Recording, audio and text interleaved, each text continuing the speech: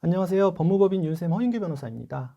오늘 이 시간은 유류분 반환 청구권도 하나의 이제 재산적 권리인데, 이러한 권리도 상속이 되는지, 나아가 양도의 대상이 되는지 등에 대해서 좀 설명드리려고 합니다.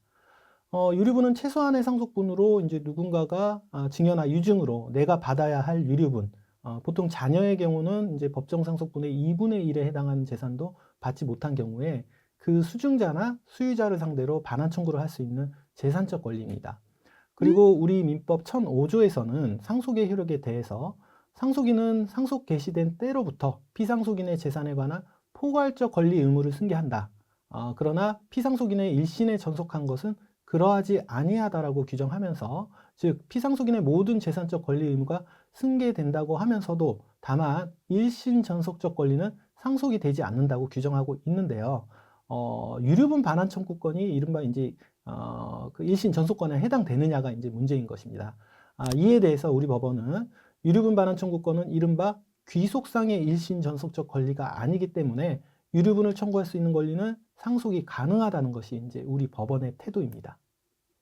이를 좀 더 자세히 살펴보면 우리 법원은 유류분권을 행사할지 말지는 그 권리자의 자유의사이기 때문에 이른바 행사상의 일신 전속권인 점은 인정을 하지만 이를 양도나 상속까지 부정할 이유는 없기 때문에 기속상의 일신 전속권은 아니다라고 판단하고 있습니다. 즉, 그 유류분권을 직접 행사할지 말지 여부는 본인의 자유지만 이를 행사하지 않은 상태에서 유류분 권리자가 사망하면 그 상속인들이 유류분 권리를 상속받게 된다는 것이죠. 흔히 부친이 사망한 후에 이제 얼마 지나지 않아 이제 모친이 사망한 경우, 즉 수차 상속 사례에서 이런 경우가 많이 발생하는데요.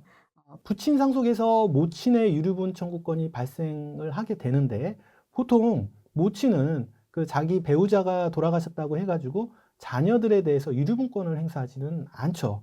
그런데 그런 상태에서 모친마저도 이제 사망하신다면 그 자녀들은 본인의 유류분권을, 그 유류분권뿐만 아니라 모친의 유류분권까지 상속받아서 다른 형제들에게 이제 유류분 권리를 행사할 수 있다는 의미입니다. 다만 이런 경우 그 유류분의 소멸시효는 피승계인, 즉 그 모친을 기준으로 한다는 것에 이제 유의하셔야 합니다.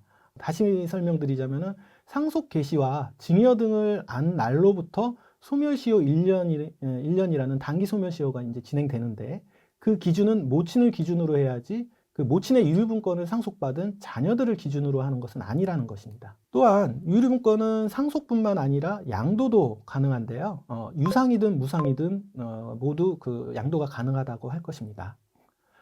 마지막으로 관련 문제로 유류분권에 대한 채권자 대위가 가능할 것인가, 이러한 점도 문제가 되는데요. 우선 채권자 대위는 그 채권자가 채무자의 채권, 즉 채무자가 제3채무자에 대하여 갖는 채권을 채권자가 대위에서 행사해서 자신의 채권을 보존받을 수 있는 권리인데요. 상속인의 채권자가 그 상속인이 다른 상속인에게 행사할 수 있는 유류분 반환 청구권을 대위할 수 있느냐가 문제된 바 있습니다. 이에 대해서 우리 법원은 이른바 유류분권은 행사상의 일신 전속권이기 때문에 채권자 대위를 할 수 없다고 판단했습니다. 즉 유류분권을 행사할지 여부는 오로지 그 권리자의 자유의사에 기해 선택할 수 있는 것이기 때문에 그 상속인의 채권자가 대신 행사할 수 없다는 의미인 것이죠. 오늘은 조금은 생소한 그 유류분 반환 청구권의 양도, 상속이 가능한지에 대해서 살펴봤습니다. 수차 상속이 일어난 경우 먼저 돌아가신 분의 1차 상속에서 유류분이 문제되는 경우 2차 상속에서 한 번에 유류분을 행사할 수 있다는 점 잘 기억하시면 될 것 같습니다. 저는 다음 영상에서 다시 뵙겠습니다. 감사합니다.